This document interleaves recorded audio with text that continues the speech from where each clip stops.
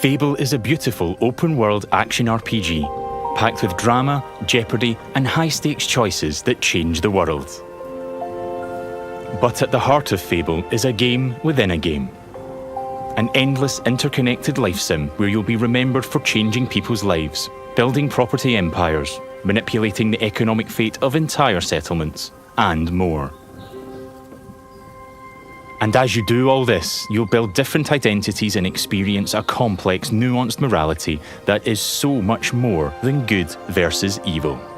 It's what you'll do in Fable when you aren't saving the world, and we call it building an extraordinary life. Let's dive in. Here I am in the middle of Oakshire, one of the 6 regions in our visually diverse open world. It's characterised by beautiful rolling hills and lush, colourful foliage, inspired by the British countryside. There are settlements of different sizes throughout the world, each with their own population, traits and landmarks. Albion is full of variety. We can see one of those settlements up ahead. Silverbrook, a peaceful farming town and the largest settlement in Oakshire.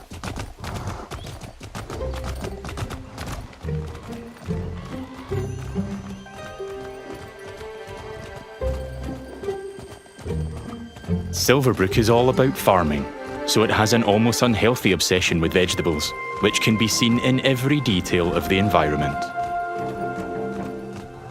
It's in how the villagers have decorated their houses, their shops, and their streets. It's even in how they dress their scarecrows. When I enter a settlement, I quickly run into the beating heart of Albion. Its people. There are over 1,000 handcrafted, fully voiced NPCs, each one with their own job, home, routine, relationships, and memory. None of these villagers are scripted dressing. They have emergent behaviour powered by real-time systems. They go to work, they go to bed, they have hobbies and families. Sometimes, they just want to spend time in the pub. Albion feels alive because its people have lives. I've never been to Silverbrook, and because I've done nothing of note yet, Max the stable hand here is completely indifferent to me. Got a minute? What do you want then? So, if I ask him to follow me... Follow me. I don't deal with randos. He won't, and he thought I was weird. That's fair. Right then. Bye. Well, and there you go, I guess.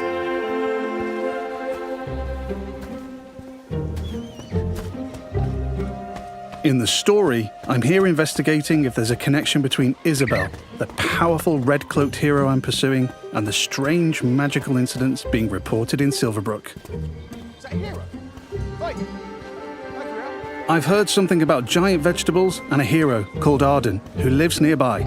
Maybe they could help me find Isabel. And it seems there's a bit of a commotion in the town square. Let's see what's going on. Someone needs to tell this little brat what's what.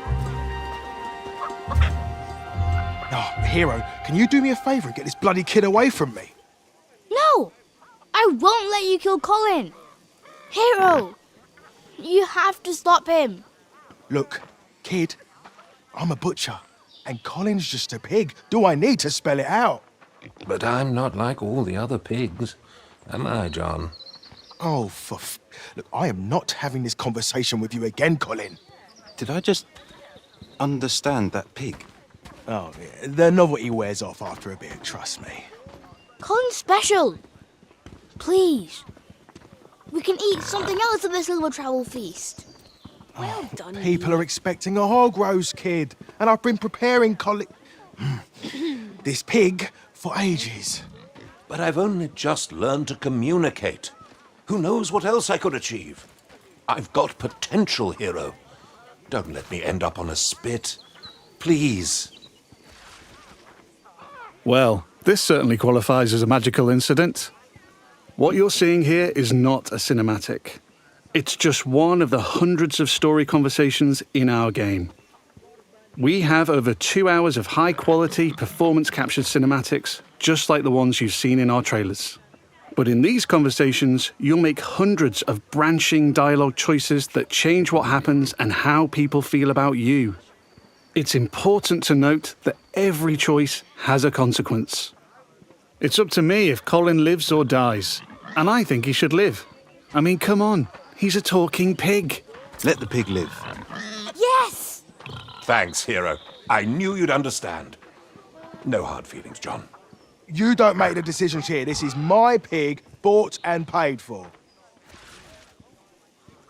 I can see his point, so I'm going to pay the butcher. What's the pig worth to you? I'll cover it. Oh, it's not just a pig. It's provisions, labour, faff. We're talking thousands. 2,000 gold. That seems pretty steep. All right, Colin's worth it. Here. This should cover your expenses. Fine. Those rumours about Dave's veg better be true. Feast going vegan this year. Hero, you saved Colin. Mum gave me these, but I think you deserve them more. Thanks. Maybe you could help me back. The guild sent me. There's been reports of strange things happening around here. Like what? Who's in charge around here? And where's Arden, the hero? Arden doesn't really come around here anymore. You should try the sheriff. His office is nearby. Come on, Colin. Let's go. I've spared Colin's life. I've also gained reputations as virtuous and shrewd. In Fable, every action generates local reputation. You'll eventually be known for the reputations you build, and everyone will judge you on their own moral terms, often directly. And this is at the centre of our complex, nuanced take on morality, evolving beyond just right and wrong. It reflects real life, where morality is multifaceted and subjective. One person's good is another person's evil. Even being merciful will divide opinion.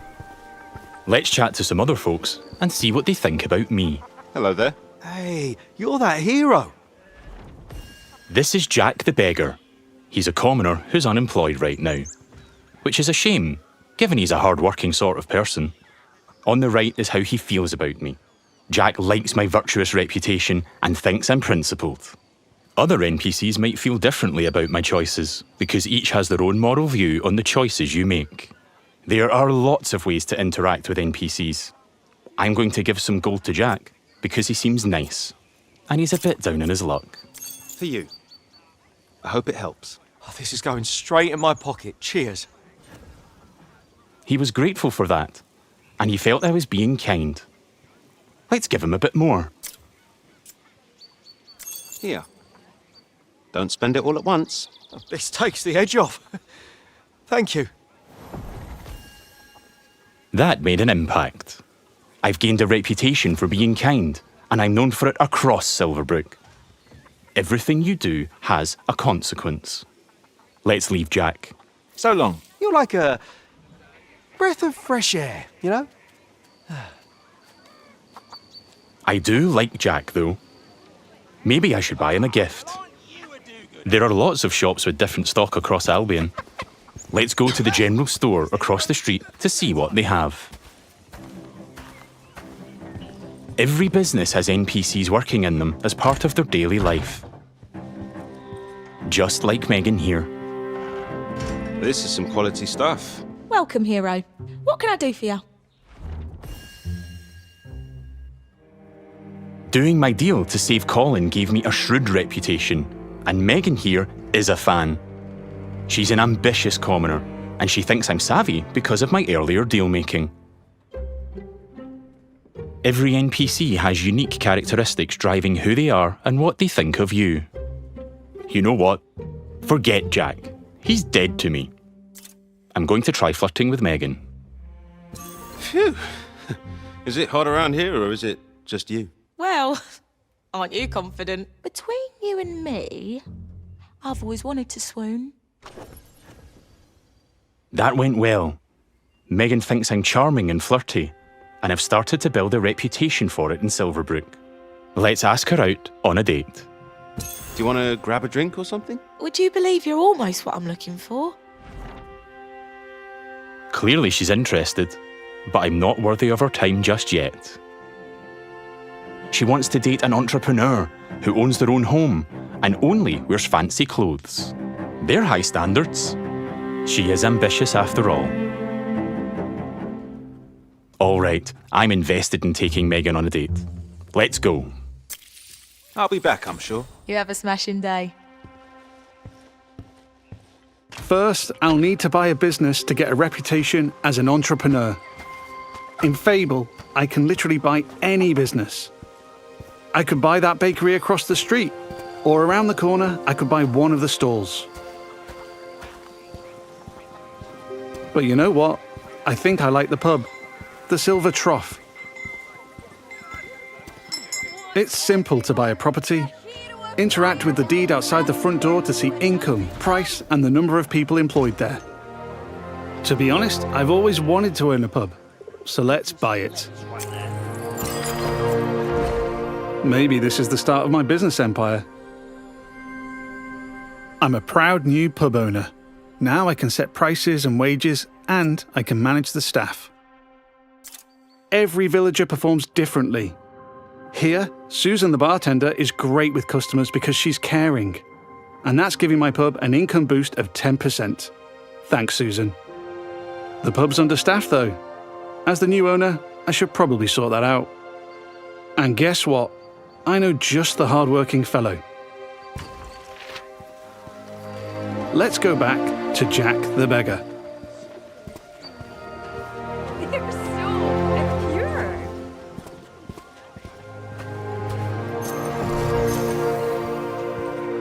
I've also gained reputations as an entrepreneur and as rich, because I bought the pub and it cost me a ton of gold.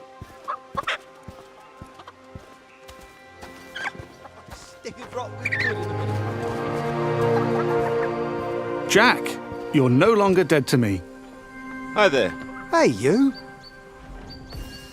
Jack still likes me for my kindness earlier, but I like that Jack is hard-working, so I'm going to give him a job in my pub.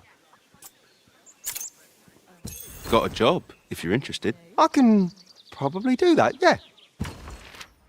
I can hire anyone, providing they like me enough to accept my job offer. Great. Jack is thankful I've made a positive impact on his life. He's no longer a beggar, and he's now a bartender. Cheers. Yeah, makes sense. There are so many other people to talk to. Villagers react to the reputations you build, They'd help with anything. and they remember the things you do to them. Now the pub is fully staffed, and Jack can head off to work. Incredible. Take your time, Jack. Next I need some fancy clothes. Let's head to the tailor. What a cheeky charmer. There are lots of places I can update my look. Tailors, hairdressers, tattooists. And every settlement has different options available. There are rare outfits to discover in the more dangerous parts of Albion too. There are tons of options to create a unique look for your hero.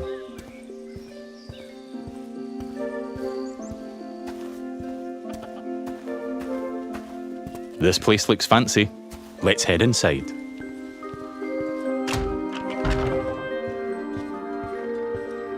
This is the tailor, Rhiannon. So much choice on offer. We're closing soon. Just like real life, wealth is a divisive topic, and Rhiannon has her own views. In stark contrast to the ambitious Megan, she's very much not a fan of rich entrepreneurs, and she thinks I'm out of touch. Which makes sense, given she's humble. Let's have a look at what she's selling. Fancy clothes, hopefully. Can I see your stuff? Don't waste my time. Rhiannon's jacking up the prices by 80% just for me. Looking closer reveals why. That's just how much she hates me. This is just one example of where your choices ripple through all the interconnected systems.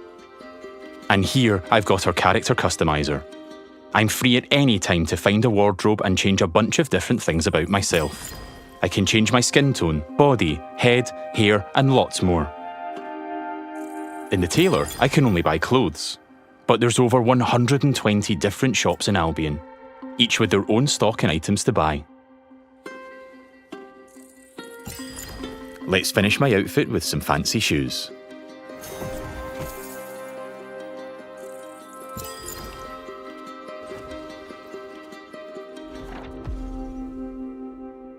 See you, Rhiannon. Take care. Yeah, alright. We don't get on, but it's been a pleasure. Now I'm really looking the part. Let's check on my relationship with Megan. At any time, I can dip into property and people screens to track my loved ones, of which there could be many, because I can have relationships with everyone in Albion if I like. It would just take a while.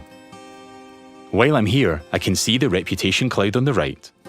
It shows me what I'm known for in Silverbrook, as an entrepreneur, rich, kind, shrewd, and virtuous. On a single moral scale, these reputations would be seen the same way, as absolutely good or evil. However, as we've seen with Megan and Rhiannon, Fable's morality reflects the complexity of judgment we see in the world today, where everyone has their own moral view. The last thing left for Megan is to own a home. I'm a bit short on cash though, seeing as I paid a fortune to save Colin and bought a pub.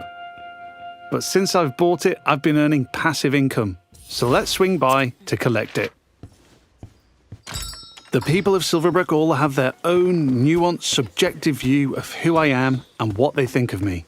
But if I don't like my reputations in Silverbrook, I can pay the town crier to change them. I give them gold, a lot of gold, and they spread a new reputation for me. If you're rich enough, you can change what people think of you. Here I am at the Silver Trough, now under new management. Let's head inside and check in on our employees. There's Susan, my star bartender from earlier.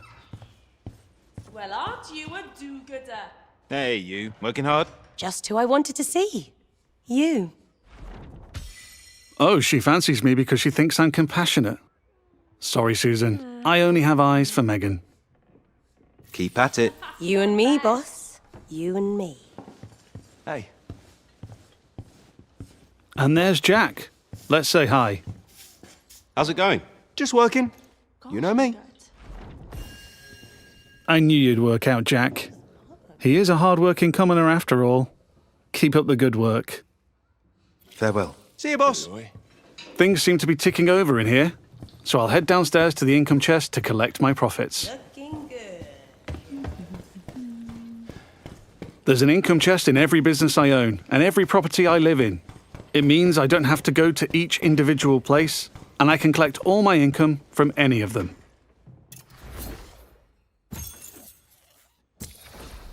I've got a decent amount of gold now. Time to pick off the last thing on Megan's list. Owning my own property in Silverbrook. Let's go house hunting. I can buy literally any house in Albion. It would just take a while, and quite a bit of gold. But I like the look of this one. Nice garden, rural views, weird hairy pig statues out front. Let's have a look. Looks like I don't quite have enough money. That's a shame, but one thing I can do is pick up a shift at a job. There's a blacksmith just down the road. Hopefully I can go earn enough gold there. Going on dates, buying properties and businesses, and doing jobs are all part of the interconnected Fable experience.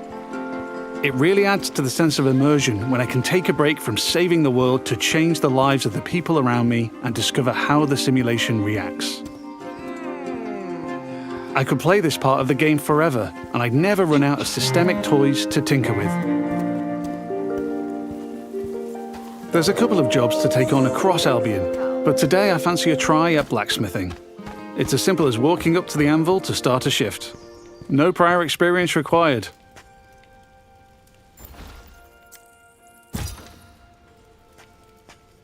In the interest of time, we've reduced the time limit here, but regardless, it's a classic case of risk versus reward.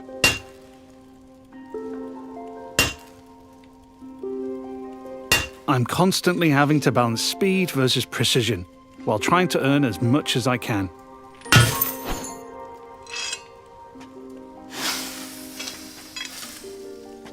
I need to hit all the hotspots to complete an item, but if I manage a perfect hit, just like that, I earn a multiplier on my gold.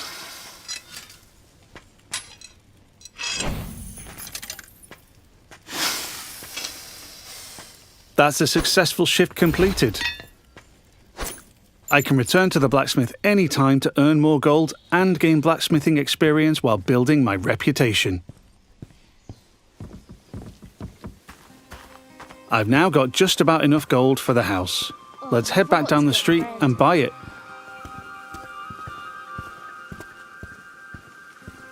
There are guards stationed in every settlement.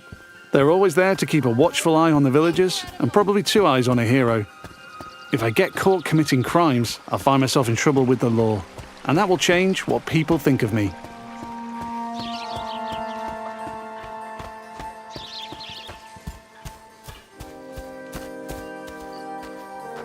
We're back. Let's buy the house.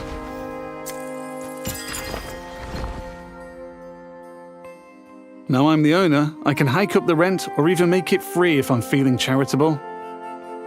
I can manage my tenants too. I can let them stay and keep collecting the rental income, but I want to move in myself, which gives me the choice to just chuck them out on the street or be nice and give them a bit of gold to leave. And if I chuck them out, that would cause me to be known as heartless. And I'm trying to be nice right now in case I ruin things with Megan.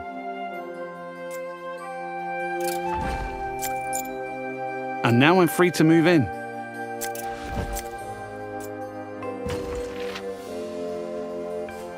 Let's look around. Home sweet home. I can buy any house in Albion. And while this one lacks some square footage, there are huge houses, even mansions I can buy throughout the game. Looks like the tenants left some stuff behind. Awful fans, apparently. Wherever I live, I have access to my income chest and wardrobe, so I can collect all my gold and change my appearance whenever I like. That was the last thing on Megan's list. Let's head back to the general store.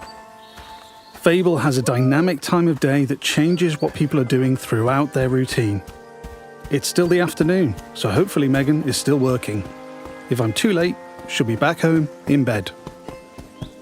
And there's my new pub with some customers in the beer garden.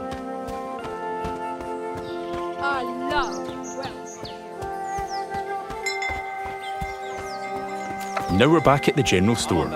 Let's find Megan.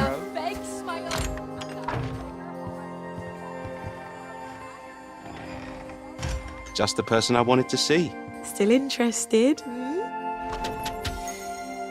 I've ticked off all Megan's dating goals, so now my chances of romance are much improved. Let's ask her on a date again. How about a date? A date? Oh, I'm chuffed to bits. I can offer a gift to increase my chances of a date being a good one. As tempting as my new waffle is, I'm going to give Megan flowers instead. I think she'll like them more.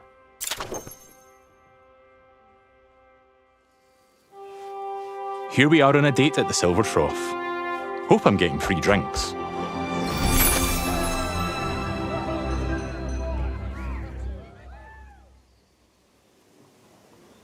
Looks like it went well. That was quite the date, hero. Loved it. Hey, you. Oh, hero. That date was just brill. Megan found me quite charming. I'd like to make things official, so I'll ask her to be in a relationship with me. So what do you say? Ready for something more? And what a lovely couple we'll make. Whatever comes next, I'm with you. It's official. That's not the end, though. I could build this relationship a lot more. We could get married, which comes with its own set of goals. We could move into my house and start a family. And I can even hire her for one of my businesses. Things could go the other way too. I could break up with Megan, or divorce her in future. Or I might make choices that make her divorce me. There's lots of ways I could change her life, and she'll remember. But we've seen enough romance for now. Bye, Megan. I have to go. But you're welcome to watch me leave. You have a lovely time, sweetheart. Before we go, I've only really demonstrated what it's like being an upstanding citizen in Silverbrook. Our game is one full of contrast, though, Modest. Yeah, I like it. where I decide the kind of hero I want to be. So let's briefly explore what it's like if I'm not so nice. Hi, Susan. Nose to the grindstone. Love to see it. Lovely to see you, boss. Sorry, Susan. You're fired. Yeah. You're fired. Sorry. You're gonna regret that, swine. She's not happy about that, and she thinks I'm being heartless.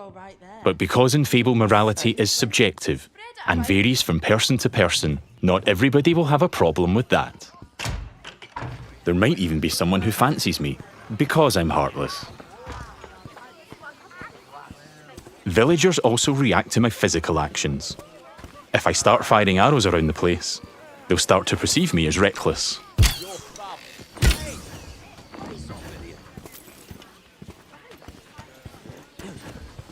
I can even take pot shots at the locals if I want.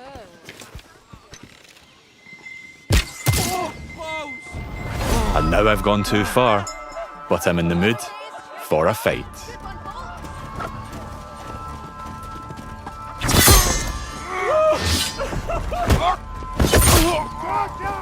In Fable, you can express yourself with your own combat style, combining strength, skill, and will in style-weaving combat. You choose the weapons, skills, and abilities you want to use and blend them seamlessly together.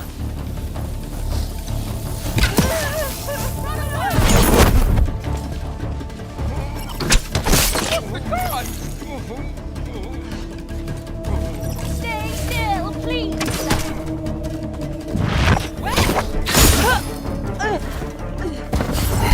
Do I kill them all?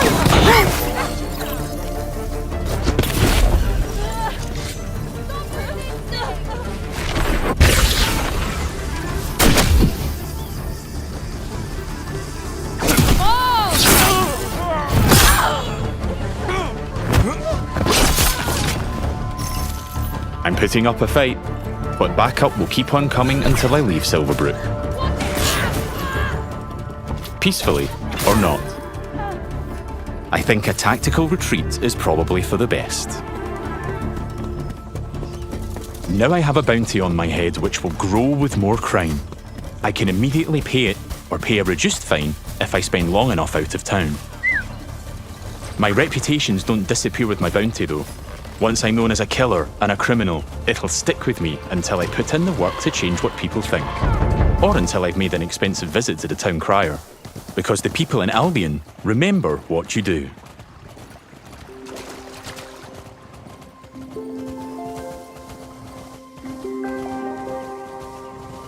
Over the past 25 minutes or so, I've bought a pub and a house, been a landlord, and changed a beggar's life.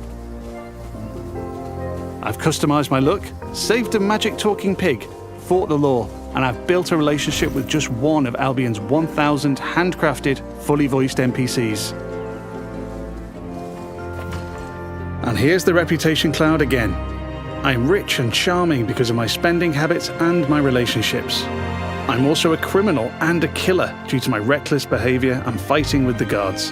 Yet, I'm shrewd for saving Colin and an entrepreneur because I bought the Silver Trough. I've built a complex, rich identity in Silverbrook, which the people there will react to through their own moral view. I'm not simply good or evil. I'm so much more than that. There are many more settlements across Albion to explore. My identity is mine to create in each one, and everyone will have their own perspective on what I do as I build an extraordinary life. Thanks for watching, and stay tuned for more in-depth Fable information as we move closer to our launch.